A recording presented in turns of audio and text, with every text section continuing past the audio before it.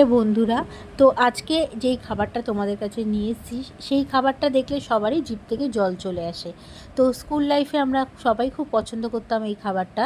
তো এটাই একটু তোমাদের সঙ্গে শেয়ার করে নিচ্ছি।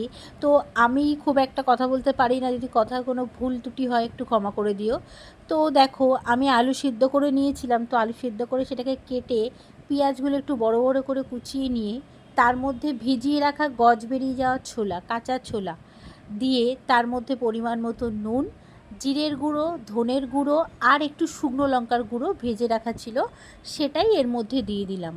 আর ছিল একটু তেঁতুল গুলিয়ে ভালো করে রস করে রাখা, তো সেই তেঁতুলের যে রসটা আছে সেটা আমি দিয়ে দিলাম এর মধ্যে।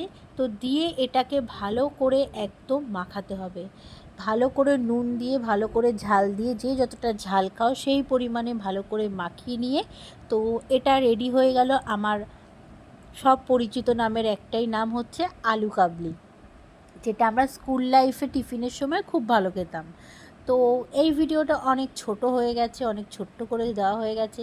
তো যদি সবার ভালো লেগে থাকে আমার এই ভিডিওটা, তো একটু সবাই শেয়ার করো আর কমেন্ট করে জানিও যে কোন ভিডিও আমার কাছ থেকে দেখতে চাও তোমরা। খাওয়ার ভিডিও, ভ্লগ, খাওয়ার ভ্লগ বা কোনো জায়গায় ঘুরতে যাচ্ছি সেই ভ্লগ।